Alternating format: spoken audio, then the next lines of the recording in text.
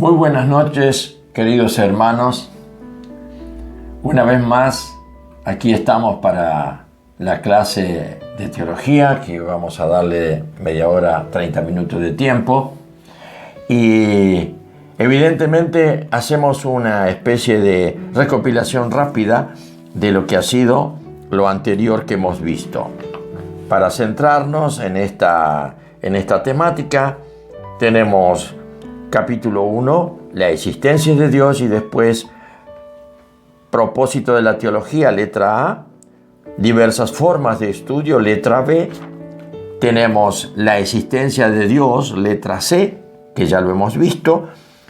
Y hoy vamos a empezar la letra D con el título de Formas de negación de la existencia de Dios. Formas de negación de la existencia de Dios. Vamos a ver ese tema. Pero antes vamos a ver un poquitito el punto 2 de la letra C, que es vital. No es el intento de Dios por medio de las Escrituras convencer a nadie. Si alguno lee la Biblia para que alguien le convenza de los escritores sagrados, evidentemente no va a llegar a ninguna conclusión seria. ¿Por qué? Porque lo que tiene que buscar una persona para poder encontrar a ese Dios es una actitud receptiva,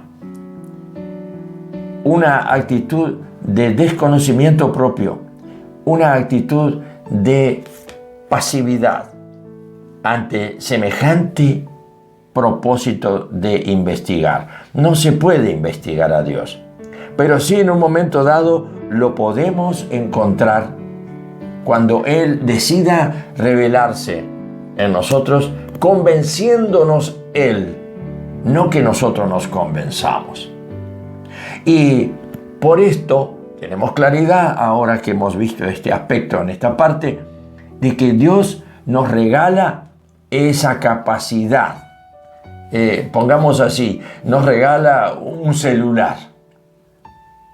Las cosas cambiaron desde que el celular cayó en nuestras manos y podemos conocer y saber de todo. Eso es lo que Dios nos da, pero el celular espiritual se llama fe. Así que nos corremos a cualquier parte con el celular que nos regaló nuestro Padre, el Señor. Y de esta manera le empezamos a sentir y a ver, con un entendimiento espiritual que no es el entendimiento de nuestro razonamiento.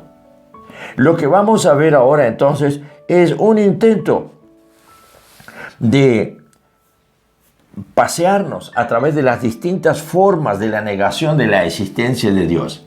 Para nosotros ha quedado claro, una vez que nos regaló el Señor este celular que es la fe, que no es algo que se compra en ningún lugar, quedamos entonces totalmente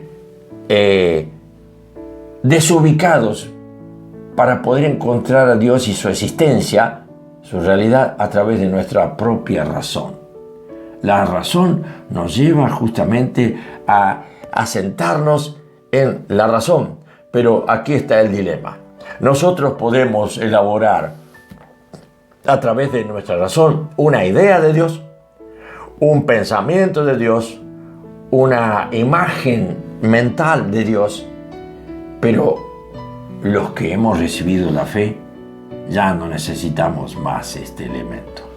Ahora solo creemos. Y como creemos, nos comunicamos con el reino de Dios, con el Padre, con el Hijo, y sentimos que en nosotros habita el Espíritu Santo. Es glorioso regalo que ha venido del reino de los cielos para que podamos decir a quien sea: yo pienso que usted tiene razón, pero yo me manejo con algo muy distinto, totalmente distinto y más elevado, algo que me vino del mismo reino de Dios y que es la fe. O sea, la convicción que necesito. Y con esta convicción que me ha venido, yo ahora ya estoy seguro, aunque no lo vea, estoy seguro que Dios existe y que Dios se declara en mi vida. Y todo lo que Él me declara es verdad. Bien, vamos a ver entonces lo que sigue acá. Primero tenemos 1, tenemos 2, tenemos 3, 4, 5 puntos. Y tenemos algunas letras A y B y C también. Vamos a ver. La absoluta negación, forma de negación de la existencia de Dios, la letra B, siempre del capítulo 1. Los investigadores de religiones comparadas, todos aquellos que se ponen a plantearse esta especie de dilema y a estudiar cómo es la historia de las religiones, comparando unas con otras, estos se suman también a los misioneros, aquellos que han predicado y siguen predicando el Evangelio de Jesucristo y que han entrado en tribus salvajes a poder llevar ese mensaje del reino, dan cuenta, o sea, nos informan de no haber encontrado ateos absolutos. Sin embargo, la Biblia admite que los hay y nos dice en el Salmo 10:4, anótelo si quiere, no hay Dios en ninguno de sus pensamientos, refiriéndose a los hombres malvados, por supuesto, que no han tenido esa gracia de recibir el regalo de Dios que es la fe. Pablo le recuerda a los efesios que estaban sin Dios en el mundo. Efesios 2:12, anóteselo también. Efesios 2:12. Quiere decir que aún nosotros, cuando estábamos en el mundo, o en alguna etapa pasada de nuestra vida, estábamos sin fe. O sea, no teníamos a Dios, porque no conocíamos a Dios. Y si le aceptábamos, era por una especie de formación de hábito en la familia o en el entorno que nos desarrolló. En esto está, ya le dije, Efesios 2:12. Por supuesto que la misma Escritura califica a esto de necios. Dice el necio en su corazón, no hay Dios.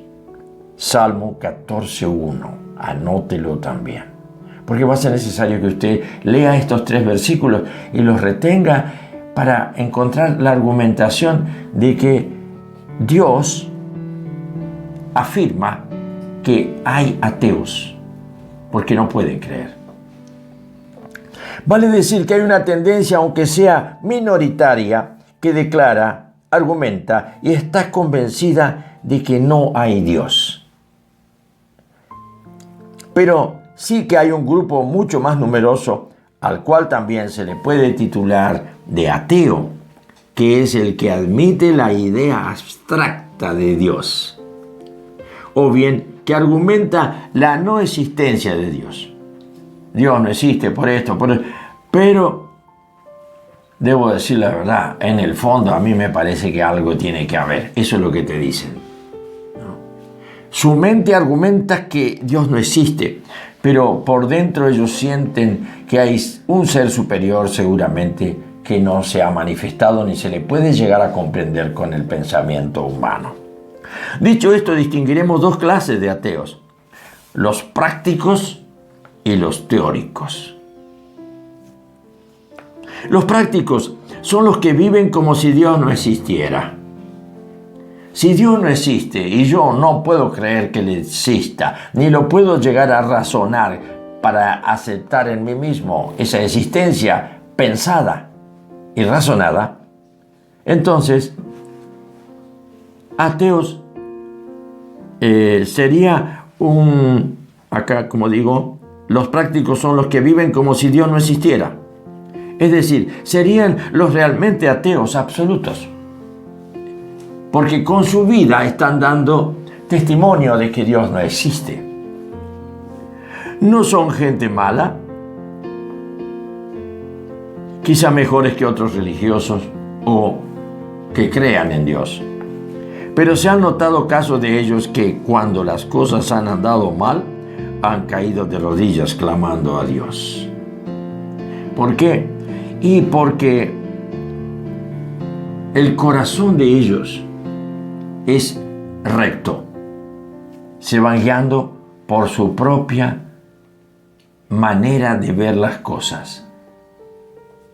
Pero dan la señal de que hasta ahí llega su luz. Pero cuando han sido tocados por las pruebas de la vida, Dios se ha manifestado en ellos y ese corazón se entregó al Señor. La Asociación Americana para el Progreso del Ateísmo junta millares de adeptos. Y esto significa que es como si fuera una asociación internacional en donde se anotan, y más ahora con los medios que tenemos de la globalización para comunicarnos, esta asociación figura como una realidad en medio del sistema internacional. Por todos lados está el club, digamos así, de los ateos. Los teóricos, habíamos dicho prácticos y teóricos, ahora veamos los teóricos. Son de casta más intelectual y pretenden mostrar con argumentos racionales la no existencia de Dios. Empiezan a razonar y a razonar.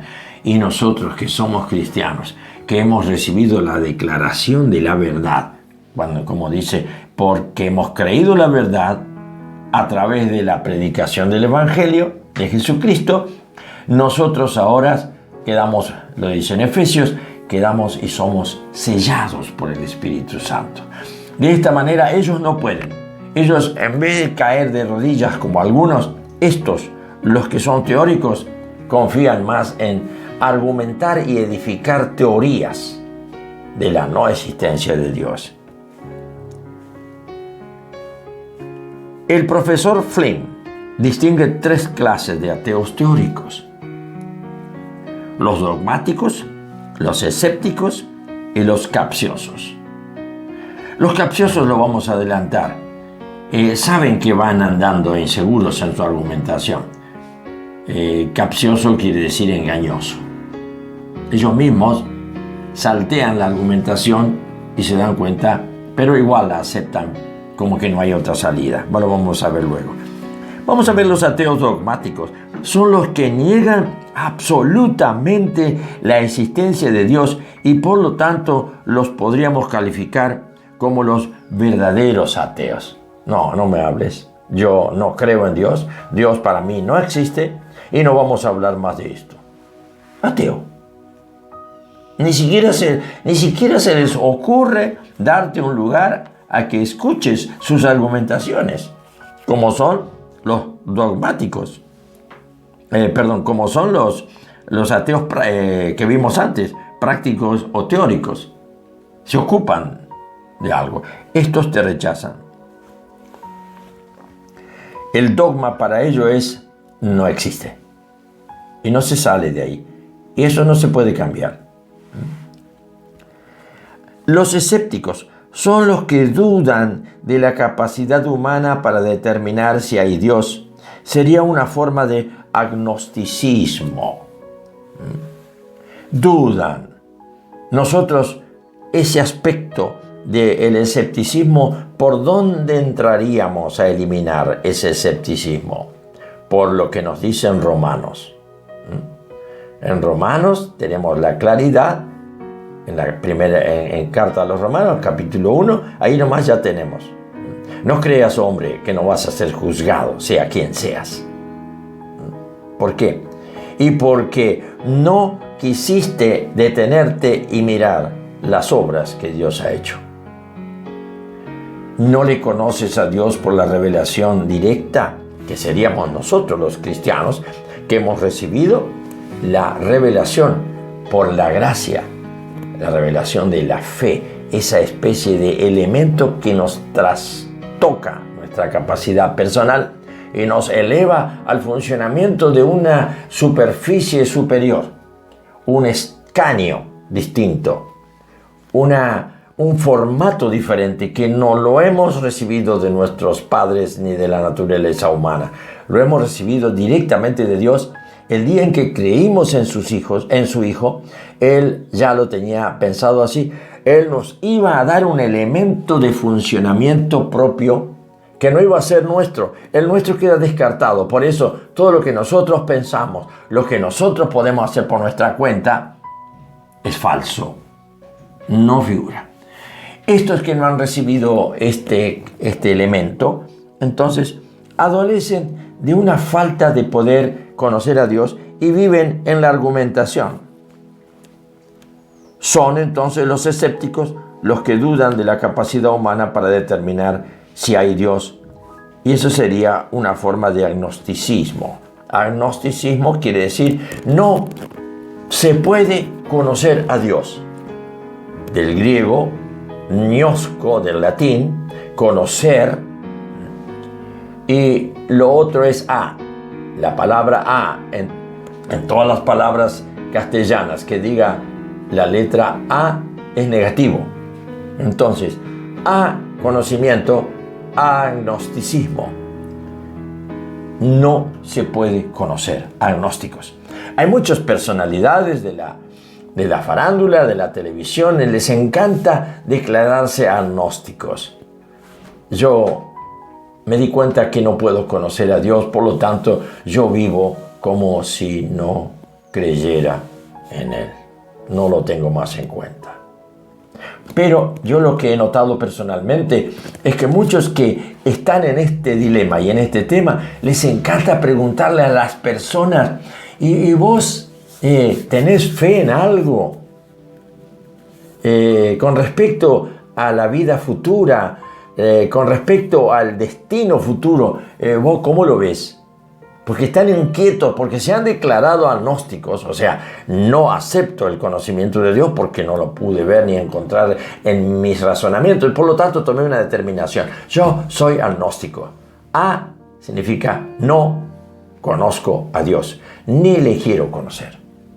Pero están con la inquietud siempre de averiguar a otros cómo ven esa realidad, qué punto manejan o qué elementos manejan desde ese ámbito en donde se mueven los grandes interrogantes de la vida, del pasado, del presente y del futuro.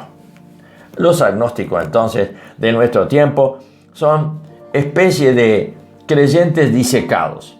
Pierden la fe por descuido o nunca la tuvieron porque no están bajo la gracia. Y así entonces tenemos el tercer grado, que es los ateos. Ateos capciosos. Sostienen que no hay pruebas válidas para afirmar que Dios existe. Yo leí tal libro, tal autor, tal teólogo, etcétera, etcétera, etcétera, y no acepto otra cosa que no sea la antropología. Como el estudio del hombre, en su comienzo, entre 15, 20, 30, 50 mil millones de años, que eso no se puede medir, como que fue creado o salió de un Big Bang o no sé qué.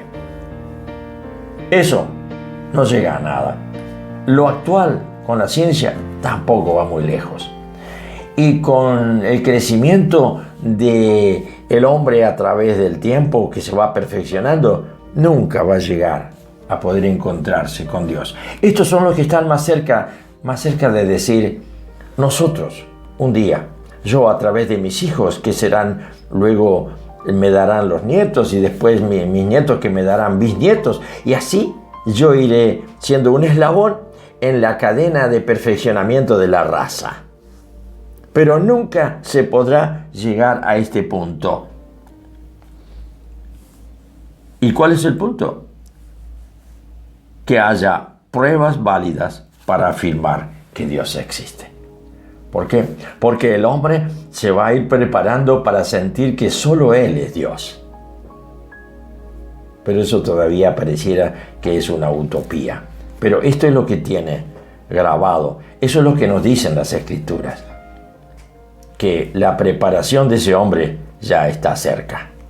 Es muy cerca. Eso va a anunciar la cercanía de la venida del Señor, la segunda venida del Señor para este mundo. Todas estas clases de ateos difieren un tanto entre sí, pero junto con los agnósticos dicen que la creencia en Dios no es nada más que una ilusión. Así que son ateos. Una ilusión. ¿Y cuántas veces uno tiene cierto tipo de ilusiones? Pero poner en este lugar de la ilusión el pensamiento que nos lleva a ¿quién? Es Romanos 1 en este caso para los cristianos. ¿Quién es el que hizo esa pequeña florcita que está ahí en el pastito del parque, con toda esa riqueza de formato, estética, colorido? ¿Quién hizo eso tan chiquitito? ¿Quién se ocupó de que esa florcita sea un dejo de perfección a la vista de cualquier ser humano? No le inquieta, niega todo y esto es todo producto de la evolución. Totalmente necio. Eso es lo que la Escritura habla de esta clase de personas. Formación del ateísmo. Este sería el número 2 de la letra D. El ateísmo viene de una resistencia persistente al semen religionis, o sea, germen de religión, semilla de la religión. ¿Y esto qué es? ¿Qué será esto, la semilla de la religión? Esto se da en llamar al soplo del Espíritu con minúscula, que Dios pone en cada vida humana al nacer. Miren ustedes qué interesante.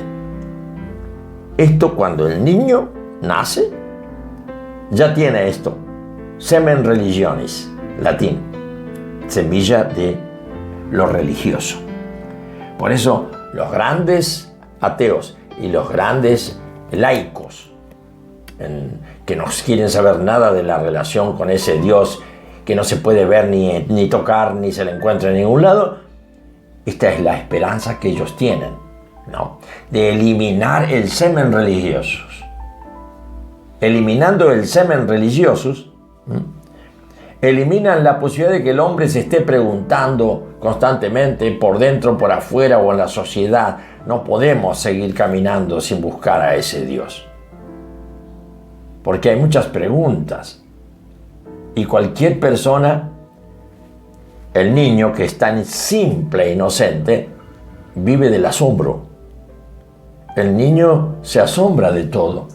Llega un momento, ¿y esto qué es? ¿Y esto qué es? Y pregunta. Y la madre, ya cansada de tantas preguntas, le contesta algo que el niño no entiende nada. Suele pasar, esto es normal, pero ¿por qué es? ¿Y esto qué es?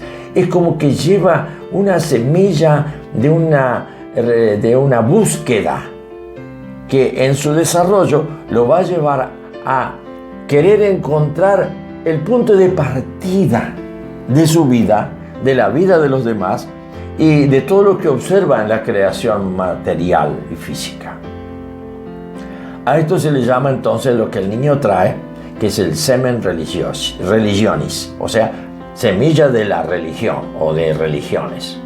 Un sentir de Dios que nadie lo puede apagar. Y esto es lo que quieren apagar los científicos ateos, que esto de alguna manera se busque un sistema para borrar del ser humano esto con lo cual nace el ser humano. Semilla religiosa. Y el que se declara ateo, bueno, muchísimas veces se traiciona a sí mismo y en su vida natural puede decirte, bueno, mañana, si Dios quiere, vamos a hacer tal cosa. Porque teoriza, pero en su práctica es como que necesita invocar o evocar la realidad que la tiene escondida. Así entonces, tenemos ese germen de religión, semen religionis, que se da en llamar el soplo del Espíritu que Dios pone en cada vida humana al nacer. Clarísimo, ¿no es cierto? Usted ya lo entendió. El pecado, es decir, el estado de perversión moral del hombre, tiene dos caminos. arrepentirse delante de Dios o negarle. De ese esconderse de Dios continuamente nace el ateísmo. Ahí está. Disparando de Dios, huyendo de Dios. Esa persona no quiere y lo niega. Usted sabe que en nosotros hay un funcionamiento interior en nuestra psiquis, que cuando huimos de algo que no nos agrada o no nos agradó, y nos carga la conciencia y nos acusa la conciencia de algo que hicimos, huimos. ¿Y qué es lo que decimos ante cualquier eventual situación de tener que declarar que eso tiene una relación conmigo? Yo no lo hice. Lo negamos. Pasa con Dios para todos aquellos que niegan la existencia de Dios. Los ateos, que la Biblia dice que hay ateos. Bueno, para todos los ateos está este punto. Huyen de algo que en su vida les tortura, les molesta o les acusa. Este es el número 3. El espíritu de la humanidad. Esta es otra cosa de las teorías ateístas modernas que, como todas las demás, niega al Ser Supremo y al Dios bíblico y erigen Dios a la meta de la raza, el sentido de la perfección y otras abstracciones semejantes. Algo estuve diciendo de esto. La meta de la raza. Ya hemos avanzado demasiado. Yo le puedo decir que en mi tiempo de vida se han ido muy lejos todas las cosas de mis manos. Es como que en 50 años mirando para atrás, el mundo ha cambiado totalmente. Totalmente otra cosa. Y allí está, en esta experiencia de observar los cambios tan contundentes de la vida humana y de la vida social y del avance de la ciencia y los descubrimientos de distintos tipos. Todo esto forma un argumento de que si en 50 años hicimos esto, en 50 años más vamos a lograr mucho más. ¿En qué? En justamente este punto. Vamos hacia la perfección del hombre. Y esta perfección nos lleva a eliminar a Dios. El otro día estuve escuchando algo y el centro de todo ahora es el poder de todo. Se llama la modernidad. Y la modernidad es el concepto, la concepción actual de este tremendo despertar humano, la modernidad en la cual estamos todos como empujados a aceptar lo nuevo como lo futuro y lo único. La modernidad mató a Dios. Así es como se denuncia ahora el tema. La modernidad mató a Dios. Dios ha muerto. ¿Para qué lo necesitamos? ¿Alguien habla de Dios? ¿Alguien le tiene en cuenta? Y si lo tiene, está perdiendo el tiempo. No se necesita más a Dios. Ahora, las políticas modernas ya no entienden establecerse bajo autoridad. Ahora son las hegemonías. Ya no hay más ni teocracia ni democracia, sino que ahora lo que lleva adelante al mundo en una lucha a muerte son los gobiernos que son autocracias. Los autócratas. Y si no, fíjense ustedes cómo están en juego los gobiernos, como nuestro presidente ha presentado en el cónclave de los países americanos, esa libertad de darle lugar a las autocracias. Autocracia es el gobierno, un gobierno de Rusia, un gobierno de izquierda, un gobierno totalmente populista. Es una autocracia. ¿Por qué? Porque auto es uno, kratos del griego es gobierno. Una sola persona manda al mundo. ¿Y a dónde nos lleva esto? ¿Y a los cristianos a dónde nos lleva? Termino con esto. Nos lleva a que en un momento dado la autocracia va a ser el cumplimiento de las profecías que tenemos con el final del mundo. Vendrá uno encarnado que será el príncipe de las tinieblas y que será el imitador de la encarnación de nuestro Señor Jesucristo. Él se encarnará y será el que gobierne en forma autocrática y absoluta en la tierra. Que el Señor les bendiga.